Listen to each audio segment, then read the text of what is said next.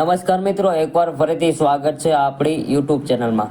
થોડા દિવસ પહેલા મેં એક વિડીયો બનાવ્યો હતો આધાર ઓપરેટર સુપરવાઇઝરની ભરતીને લઈને. તો એમાં ઘણા લોકોના એવા કમેન્ટ હતા કે આધાર ઓપરેટર માટે સર્ટિફિકેટ જે આવે છે ક્યાંથી મેળવવાનું રહેશે અને કેવી રીતે એ મેળવવાનું હોય છે. તો મિત્રો, આજના વિડીયોમાં આપણે આધાર ઓપરેટર સુપરવાઇઝરનું જે સર્ટિફિકેટ આવે છે એ કેવી રીતે બને છે, તેમાં કેવી રીતે પ્રોસેસ હોય છે, એ સંપૂર્ણ માહિતી આજના વિડીયોમાં આપણે જોઈશું. તો વિડીયો છેક સુધી જોવા વિનંતી.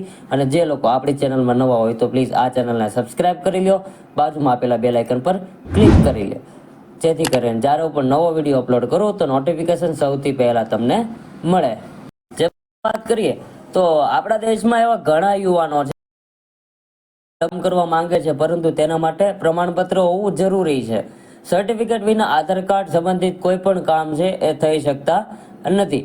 આધાર સુપરવાઇઝર પ્રમાણપત્ર મેળવવા માટે વ્યક્તિએ આ કાર્ય હેઠળ લેવામાં આવતી પરીક્ષામાં ભાગ લેવો પડે છે, અને જો તમે પરીક્ષામાં સફળતાપૂર્વક પાસ થાવ છો તો જ તમને આ સર્ટિફિકેટ આપવામાં આવે છે.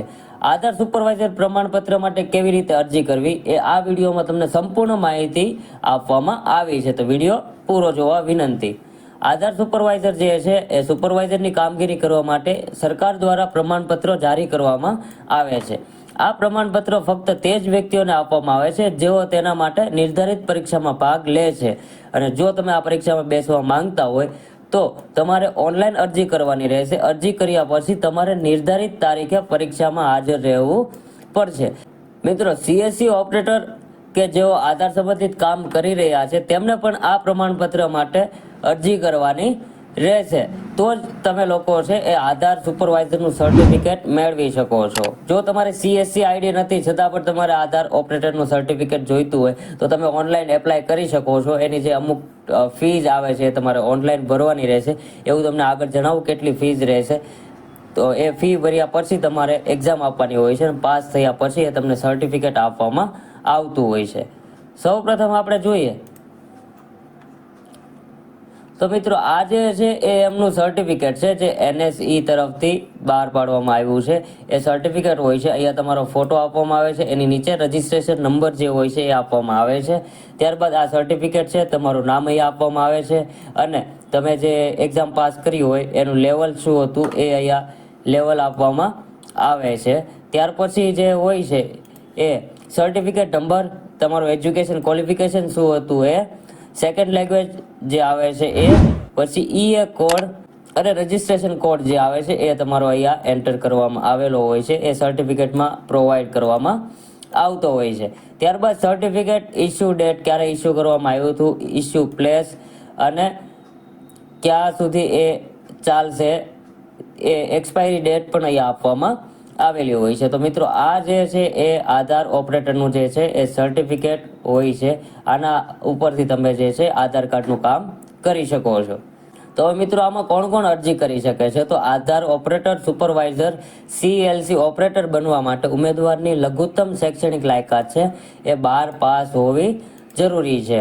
ત્યારબાદ અરજદારની ઉંમર છે એ 18 વર્ષથી વધુ હોવી જોઈએ, અને કમ્પ્યુટરનું સારું એવું જ્ઞાન હોવું જરૂરી છે. એ જ લોકો અહીંયા એપ્લાય કરી શકે છે. કારણ કે આની જે એક્ઝામ આવે છે ઓનલાઈન, એ કમ્પ્યુટર બેઝ આવે છે, સીબીટી આવે છે. જો તમને કમ્પ્યુટરમાં જરા પણ માહિતી નથી તો તમે એક્ઝામમાં 100% ફેલ થવાનો છો. એટલે જો તમને કમ્પ્યુટરનું સારું એવું જ્ઞાન હોય તો જ તમે અહીંયા એપ્લાય કરી શકો.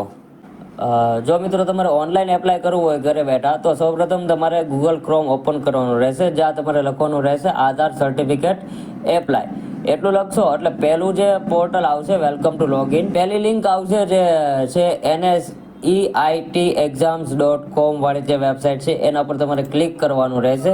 ત્યાં જે ઓપન કરશો એટલે તમને આવો ઇન્ટરફેસ જોવા મળશે, જેમાં તમારે સૌપ્રથમ સેન્ટરની ડિટેલ્સ તમારે ચેક કરવી. તો સેન્ટરની ડિટેલ્સ પર ક્લિક કરવાનું રહેશે. ક્લિક કરશો એટલે તમને આવો ઇન્ટરફેસ જોવા મળશે, જેમાં તમારે તમારું રાજ્ય અને તમારું સિટી અહીંયા એન્ટર કરશો એટલે છે ને તમારા નજીકના જે સેન્ટર છે એ તમને જોવા મળશે. હું અત્યારે આ સેન્ટર લઉં છું તો અહીંયા મને શો થઈ રહ્યું છે એક જ સેન્ટર. તો તમારે એક્ઝામ આપવા ત્યાં જવાની રહેશે.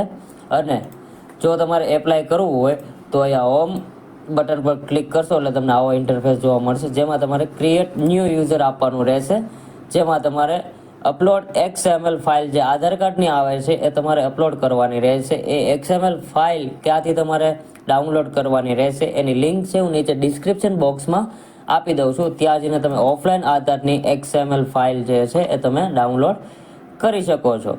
ત્યાર પછી તમારે એક આઈડી પાસવર્ડ જનરેટ થશે. આઈડી પાસવર્ડ જનરેટ થયા પછી અહીંયા તમારે સાઇન ઇન કરવાનું રહેશે. સાઇન ઇન કર્યા પછી આગળની પ્રોસેસ જે છે જેમાં તમારે ફોટો અપલોડ કરવાનો રહેશે અને તમારી જે પર્સનલ ડિટેલ્સ આવે છે એડ્રેસ વગેરે એજ્યુકેશન ક્વોલિફિકેશન જે આવે છે એ બધું તમારે એડ કરવાનું રહેશે. એડ કર્યા બાદ લાસ્ટમાં તમારે જે છે એ એક પેમેન્ટ કરવાનું હોય છે. તો પેમેન્ટ જે છે તમારે 470 રૂપિયા એટલે 399 રૂપિયા પ્લસ 18% GST એટલે કે 470 રૂપિયા જે છે એ તમારે પેમેન્ટ કરવાનું રહેશે ફર્સ્ટ ટાઈમ.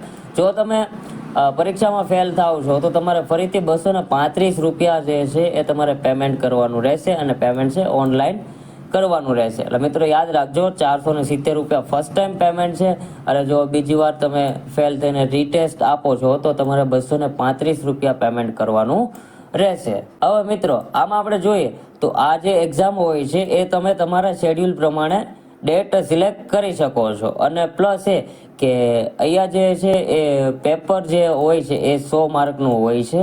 જેમાં ખાસ નોટ કરી લેજો મિત્રો કે 100 માર્કના પ્રશ્નપત્રમાંથી જો તમારે 70+ માર્ક આવે છે તો તમે સુપરવાઇઝરનું સર્ટિફિકેટ તમને પ્રોવાઈડ કરવામાં આવશે અને જો તમને 70થી નીચે માર્ક આવે છે તો તમને જે છે એ ઓપરેટરનું જે છે સર્ટિફિકેટ આપવામાં આવે છે. હવે ઓપરેટર અને સુપરવાઇઝરમાં ફરક એટલો હોય છે કે ઓપરેટર એટલે ખાલી આધાર કાર્ડનું કામ એક જ જગ્યાએ જે છે એ તમારે કરવાનું રહેશે અને સુપરવાઇઝરનું જો સર્ટિફિકેટ હોય તો તમારા નજીકના કોઈ પણ સેન્ટર હોય છે એ તમારા અંડરમાં આવતા હોય છે. એટલે માની લો કે તમારા એરિયામાં 10 સેન્ટર હોય છે તો 10 સેન્ટર જે છે એ તમારા અંડરમાં આવે છે અને ઓપરેટરનું સર્ટિફિકેટ હોય તો ઓપરેટરના સર્ટિફિકેટમાં તમારે ખાલી જે તે સેન્ટરે તમને બેઠાડવામાં આવે છે એ સેન્ટર તમારું એક માન્ય ગણાય છે. આટલો ફરક હોય છે ઓપરેટર અને સુપરવાઇઝરના સર્ટિફિકેટમાં. તો મિત્રો અહીંયા આધાર ઓપરેટર સુપરવાઇઝરના સર્ટિફિકેટ માટેની મેં બધી જ માહિતી તમને જણાવી દીધી. છતાંય આ માહિતીને લઈને કંઈ પણ પ્રશ્ન હોય તો મને નીચે કમેન્ટ કરીને જણાવો જેથી તમારી સમસ્યાનું સમાધાન કરી શકું. અને જો આ માહિતી તમને સારી લાગી હોય તો તમારા મિત્રો સુધી શેર કરો અને વિડીયોને લાઈક કરો અને ચેનલને સબસ્ક્રાઈબ કરવાનું ના ભૂલતા. એ સાથે મળીએ નેક્સ્ટ વિડીયોમાં. જય હિન્દ, જય ભારત.